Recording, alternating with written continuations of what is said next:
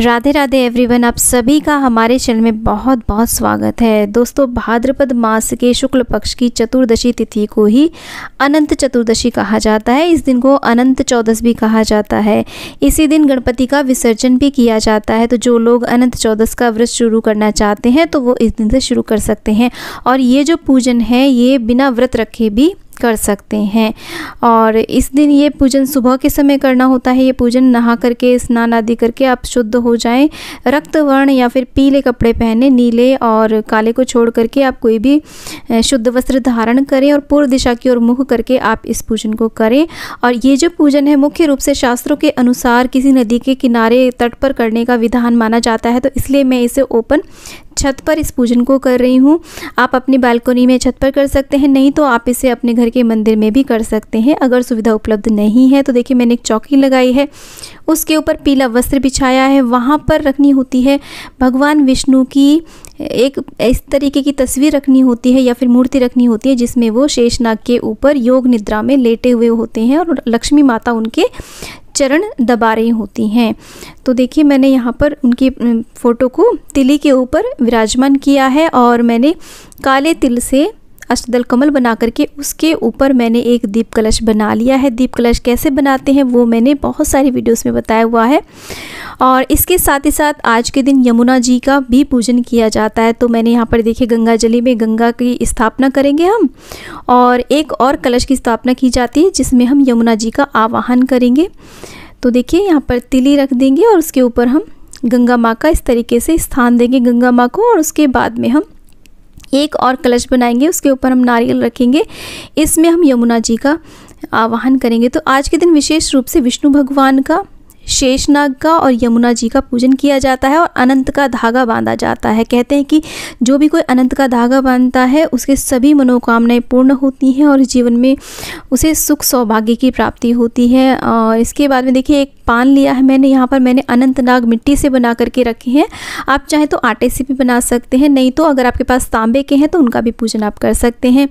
और इसकी वीडियो भी मैंने चैनल पे डाली हुई है, आप वहाँ से देखें। तो मैंने तिली के ऊपर गौरी और गणेश की स्थापना कर दी है। तो सर्वप्रथम हम आत्म शुद्धिकरण करते हैं 3 बार आचमनी करके, और चौथी बार हाथ धो करके पवित्र हो जाते हैं। हाथ में कुछ पुष्प, तिली और दक्षिणा और कुशा लेकर के इस तरीके से हम अपने व्रत का पूजन का संकल्प लेते हैं। तो आप निष्काम भाव से कर रहे हैं या फिर किसी कामना से इस व्रत पूजन को कर रहे हैं तो आप करें। इस प्रकार से भगवान से कहते हैं कि हम आपका पूजन करने जा रहे हैं, कृपा करके हमें अपनी पूजा का सौभाग्य प्रदान करें। और उसको हम वहीं पे छोड़ देते हैं और उसके बाद में हम दीपक अग्निदेव का भी आवाहन कर लेते हैं। क्योंकि दोस्तों ओपनली कर रहे हैं, हवा तेज़ ना हो जाए, इसलिए मैंने यहाँ पर शीशा रखा है। तो ये आपको पूजा की शॉप पर आसानी से मिल जाता है। ये बोरोसिल का है, बहुत अच्छा है। अगर आपको लेना हो तो आप ले सकते हैं शॉप से। और इसके बाद में हम हाथ में तिली और कुछ फूल लेकर के सभी देवी देवताओं का हम आवाहन करेंगे। हे गौरी गणेश, हे शेषनाग, हे वरुण कलश देव, हे यमुना जी, हे गंगा जी, हे भगवान विष्णु, हम आपका आवाहन करते हैं पूजा हेतु। कृपा करके आप यहाँ पर पधारें और हमारी पूजा स्वीकार करें। इसके बाद में हम गौरी और गणेश जी को स्नान करा देंगे और इसके बाद में हम उनका तिलक करेंगे, वस्त्र रूपी कलावा आदि सब कुछ अर्पित करेंगे। तो इस तरीके से हम सर्वप्रथम गौरी गणेश का पूजन करेंगे। तो देखिए, यहाँ पर इत्र आदि भी उन्हें अर्पित कर देंगे। गणेश भगवान को दूर्वा और लाल पुष्प गुड़हल का प्रिय है तो वो भी अर्पित कर देंगे। गणेश जी को हम यहाँ पर जनेऊ अर्पित कर रहे हैं। अनंत चतुर्दशी के दिन अब ये प्रश्न आता है कि कौन है अनंत, भगवान का अनंत रूप क्या है, उनकी पूजा हमें कैसे करनी है। तो आगे आगे मैं सारी बातें इस वीडियो में आपको बताऊंगी। वीडियो बहुत महत्वपूर्ण है, तो वीडियो को बिना स्किप करे आप पूरा समझने के लिए वीडियो को पूरा देखें। अब ये जो हमने फ़ोटो ली है भगवान की, इस प्रकार की क्यों ली है दोस्तों? क्षीर सागर में जब भगवान विष्णु शेष सैया पर जब लेटे होते हैं, लक्ष्मी माता उनके चरण दबा रही होती हैं, वो योग निद्रा में होते हैं, तो उनका जो आनंद होता है वो अनंत होता है और उनके इसी आनंद से सारी पृथ्वी, सारे लोग आनंदित रहते हैं। तो वो अनंत होती है उनकी माया। तो इसीलिए इस तरीके ये जो फ़ोटो है, इस प्रकार की फ़ोटो का पूजन किया जाता है विशेष रूप से अनंत चतुर्दशी के दिन। अगर देखिए आपके पास ऐसी फ़ोटो नहीं है तो आप चाहें, आपके पास जो भी विष्णु भगवान की प्रतिमा हो, विग्रह हो, उसका आप पूजन कर सकते हैं, या फिर लड्डू गोपाल का भी आप पूजन कर सकते हैं। लेकिन अगर इस तरीके की आपको फ़ोटो या प्रतिमा मिल जाती है तो उसकी तो बात ही क्या है। तो देखिए हमने गौरी गणेश का तो पूजन कर दिया है, हम उन्हें धूप दीप दिखा देंगे, गुड़हल का पुष्प अर्पित कर दिया है इस तरीके से। और अब हमने कलश भगवान का भी पूजन कर दिया है, उनको टीका करने के बाद में उनको भी धूप दीप दिखा दिया है, पुष्प और वस्त्र रूपी कलावा आदि सब कुछ अर्पित कर दिया है। इसके बाद में हम गंगा मैया का पूजन करेंगे, उनका टीका करेंगे, तिली अर्पित करेंगे, पुष्प अर्पित करेंगे, वस्त्र रूपी कलावा आदि अर्पित करेंगे और धूप दीप दिखा देंगे। इसके बाद में हम यमुना जी का पूजन करेंगे। तो आज के दिन यमुना जी का विशेष रूप से पूजन करना चाहिए। हो सके तो आप इस दिन यमुना के तट पर उनका पूजन करें जा करके। तो देखिए उन्हें भी हमने टीका किया है, तिली अर्पित की है, वस्त्र रूपी कलावा अर्पित किया है, लाल पुष्प अर्पित कर दिया है, तिल अर्पित कर दिए हैं और इस तरीके से यमुना माँ को भी हम धूप दीप दिखा देंगे। इसके बाद में हम पूजन करते हैं शेषनाग का। तो शेषनाग का हम जल से स्नान कराएंगे, उसके बाद में हम दूध से स्नान कराएंगे इस तरीके से। देखिए आप चाहे तो प्रॉपर वे में किसी प्लेट में अच्छे प्रकार से भी उन पर धार लगा करके भी उन्हें स्नान करा सकते हैं। मैं कुशा की हेल्प से इस तरीके से हल्का सा उन्हें दूध से स्नान करा देंगे। उसके बाद में हम इनके जो 7 फन हैं उनका इस तरीके से हम चंदन से और रोली से इस तरीके से हम उन्हें टीका करेंगे। तो आज का जो विशेष होता है वो शेषनाग का होता है। अब यहाँ पर शेषनाग आप चाहे तो दूर्वा से बना सकते हैं और कुशा से बना सकते हैं, आटे से बना सकते हैं, या फिर इस तरीके से मिट्टी से बना सकते हैं। मिट्टी से कैसे बनाते हैं इसका वीडियो चैनल पे मैंने रिसेंटली डाला है, आप ज़रूर सीखें। इसके बाद में देखिए हमने वस्त्र रूपी कलावा अर्पित कर दिया। अब ये जो शेषनाग हैं इनको हमें दूर्वा के ऊपर स्थापित करना होता है, तभी शुभ माना जाता है। इसके बाद में इत्र लगा देंगे। शेषनाग को इत्र सुगंधित वस्तुएं अत्यधिक प्रिय होती हैं। पुष्प अर्पित करने के बाद में इन्हें भी हम धूप दीप दिखा देंगे। इसके बाद में एक पान का पत्ता लें या फिर कोई भी शुभ पत्ता ले सकते हैं आप, और उसके ऊपर इस तरीके से देखिए हम स्वास्तिक बना लेंगे। इसके ऊपर हम रखेंगे अनंत का धागा।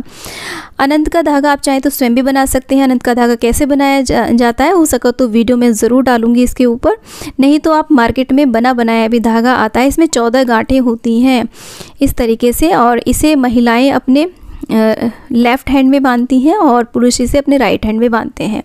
और कोई लोग इसे कलाई पे बांधते हैं और कोई लोग इसे अपने बाजूबंद की जगह पर भी बांधते हैं। तो इस तरीके से देखिए हमने उसे स्थापना कर दी है अनंत के धागे की।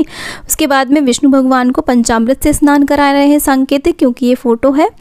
और इसके बाद में शुद्ध जल से स्नान करा देंगे, छींट लगा देंगे कुशा की हेल्प से। और देखिए इस तरीके से हम इत्र लगा करके वस्त्र रूपी कलावा अर्पित करेंगे। आप यहाँ पर चाहे तो कोई भी पीला वस्त्र अर्पित कर सकते हैं, जनेऊ अर्पित करेंगे। और इसके बाद में हम चंदन से तिलक करेंगे भगवान विष्णु को। और फोटो में जो भी यहाँ पर शंकर जी, ब्रह्मा जी और सभी जितने देवी देवता हैं उनका हम तिलक करेंगे। विशेष रूप से हम यहाँ पर शेषनाग का इस तरीके से तिलक करेंगे। तो देखिए सभी को हम अच्छी प्रकार से तिलक कर देंगे। अब आप देख सकते हैं कितने आनंदित स्वरूप में भगवान इस फोटो के अंदर अपने शेष नाग की जो शैया है उस पर विराजमान है। तो आज के दिन अनंत चतुर्दशी के दिन इस स्वरूप का पूजन विशेष माना जाता है। अगर आपके पास हो सके उपलब्ध तो चाहे तो नेट से भी आप इसे डाउनलोड कर सकते हैं, प्रिंट आउट निकलवा सकते हैं। तो देखिए इसके बाद में हम पीले पुष्प अर्पित कर देंगे। आप चाहे तो माला भी अर्पित कर सकते हैं और इस तरीके से हम इन्हें भी धूप दीप दिखा देंगे। और इसके बाद में हम अनंत के धागे की जो 14 गठाने हैं इनका पूजन करेंगे। और इस तरीके से देखिए ये बहुत ही विशेष होता है, इसे ज़रूर धारण करना चाहिए। आप चाहे तो इसे पूरे वर्ष धारण कर सकते हैं या फिर कम से कम 14 दिन तो इसे अवश्य रूप से पहनना चाहिए। उसके बाद में निकाल करके आप किसी शुभ जगह पर इसे बांध करके रख सकते हैं। नेक्स्ट ईयर फिर नए धागे को बांध लें और इसे विसर्जित कर दें। इसका भी हम पूजन करेंगे, टीका करेंगे। और इसके बाद में एक एक गांठ को यानी कि 14 बार टीका करेंगे, तिली अर्पित कर देंगे और पुष्प अर्पित कर देंगे, धूप दीप दिखा देंगे। इसके बाद में हम भगवान विष्णु को इस तरीके से देखिए तुलसी दल अर्पित कर देंगे। अब यहाँ पर आप ध्यान दीजिए कि मैं अक्षत यूज़ नहीं कर रही हूँ, आज के दिन आपको तिली ही यूज़ करनी है। तो गणेश जी को हम अलग से भोग लगा रहे हैं। केले का फल आज के दिन विशेष रूप से भोग में लगाया जाता है और भगवान विष्णु को हम तुलसी दल रख करके इस तरीके से देखिए हम भोग लगा देंगे। तो यहाँ पर मैं बेसन के लड्डू, क्योंकि पीले रंग की वस्तुओं का विशेष महत्व होता है। अब शेष नाग को मैं इस तरीके से देखिए दूध बताशे का भोग लगा रही हूँ इस तरीके से, क्योंकि नागराज को बहुत ज़्यादा प्रिय होता है दूध, तो दूध का भोग लगा देंगे। इसके बाद में हम भगवान विष्णु को इस तरीके से देखिए पंचामृत का भोग लगा देंगे। आप चाहें तो यहाँ पर कसार भी बना सकते हैं। और इसके बाद में हम तुलसी दल डाल करके जल का भोग लगा देंगे भगवान को। तो देखिए इस प्रकार से हम आज के दिन विशेष रूप से 14 बाती का दिया भी जलाया जाता है। देखिए कई प्रकार से आप इसे जला सकते हैं। एक प्लेट में आप कुछ तिली रख लें, उसके ऊपर आप चाहें तो एक ही दीपक में 14 बाती जला सकते हैं, या फिर इस दीपक को आप 14 मुखी बना करके भी जला सकते हैं, या फिर आप 14 दिए भी जला सकते हैं। तो ये जो दीपदान होता है ये शाम के समय करना चाहिए आपको। सुबह के समय तो इस तरीके से पूजा कर लें, शाम के समय इस तरीके से दीपदान आज के दिन आपको ज़रूर करना चाहिए, विशेष महत्व होता है। दोस्तों अनंत चतुर्दशी के दिन का जो व्रत होता है उसका जो फल होता है, पुण्य प्रभाव होता है, वो अनंत होता है। वैसे ही अगर आज के दिन आप कोई भी गलती करते हैं, कोई भी गलत कार्य करते हैं, तो उसका जो गलत प्रभाव होता है वो भी अनंत गुना होता है। तो इसलिए आज के दिन आपका आचरण एकदम शुद्ध होना चाहिए, पवित्र होना चाहिए, किसी प्रकार की कोई गलती नहीं करनी चाहिए आपको। तो इसके बाद में देखिए दीपक हमने प्रज्वलित कर लिया है भगवान विष्णु का नाम लेते हुए। इसके बाद में अनंत चतुर्दशी की यदि आपके पास पुस्तक है तो उसका भी पूजन करें, और हाथ में कुछ तिली और पुष्प लेकर के अनंत चतुर्दशी व्रत की कथा अवश्य रूप से पढ़ें। तो इस तरीके से हाथ में देखिए आप थोड़ी सी तिली और पुष्प लेकर के आप कथा को पढ़ें। तो इस तरीके से हमें अनंत चतुर्दशी का पूजन करना है। और इसके बाद में शाम के समय हमें पहले गणेश जी का विसर्जन करना है और शाम को दीपदान करना है। इसके बाद में हम कपूर से आरती करेंगे। सभी देवी देवताओं की बारी बारी से हम आरती करेंगे। इस तरीके से देखिए गणेश जी की, गौरी माँ की, वरुण कलश देव की, यमुना मैया की, गंगा मैया की और भगवान श्री हरि विष्णु की, इस तरीके से हम आरती उतार देंगे।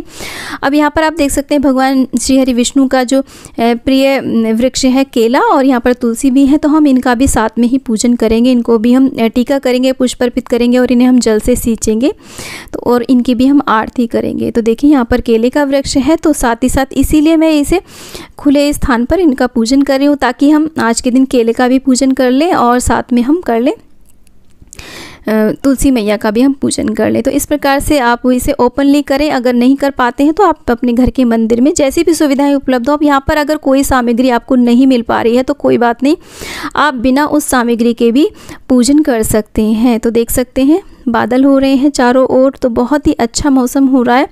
अंधेरा सा होने लगा है बादलों की वजह से, और थोड़ी बहुत देर में बारिश आने जैसा हो रहा है। तो देखिए अब मैं तुलसी मैया का भी पूजन कर दूंगी, तो बहुत ही शुभ रहता है।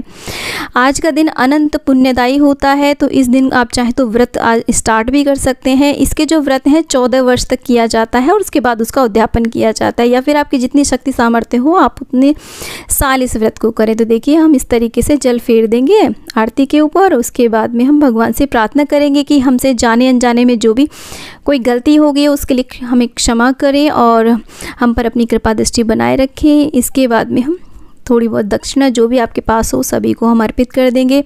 इस व्रत में नमक का सेवन नहीं किया जाता है। एक समय मीठा भोजन कर सकते हैं, दिन में आप फलादी ले सकते हैं। सर्वप्रथम इस व्रत को भगवान श्री कृष्ण के कहने पर युधिष्ठिर जी ने किया था, जब उन्होंने अपना सारा राजपाट गंवा दिया था। तो युधिष्ठिर जी भगवान श्री कृष्ण से कहते हैं कि अनंत चतुर्दशी के व्रत पूजन में अनंत कौन है? क्या ये शेषनाग है, परमात्मा है, ब्रह्म है? अनंत संज्ञा किसकी है? तो भगवान श्री कृष्ण बताते हैं कि राजन अनंत मेरा ही नाम है। कला, काष्ठ, मुहूर्त, दिन, पक्ष, मास, ऋतु और अयन, संवत्सर, युग, कल्प आदि चल अचल के रूप में मैं ही अवस्थित हूँ। तो भगवान ही है जो नित्य निरंतर विराजमान है, सत्य रूप है, संसार का भार उतारने वाले, दानवों का नाश करने वाले, वसुदेव के कुल में ही उत्पन्न हुए हैं। मैं ही विष्णु शिव हूँ, ब्रह्मा हूँ, मैं ही अनंत हूँ, और मेरा जो नाग है ये भी अनंत ही है। तो ये मैंने कुछ महत्वपूर्ण बातें इस व्रत और पूजन से संबंधित आपको बताई हैं। और इस दिन विष्णु सहस्त्र नाम का आप जाप कर सकते हैं, ओम नमो भगवते वासुदेवाय मंत्र का जाप कर सकते हैं, या फिर ओम नमो नारायणाय का भी आप जाप कर सकते हैं। हो सके तो इस दिन आप हवन अवश्य रूप से करें।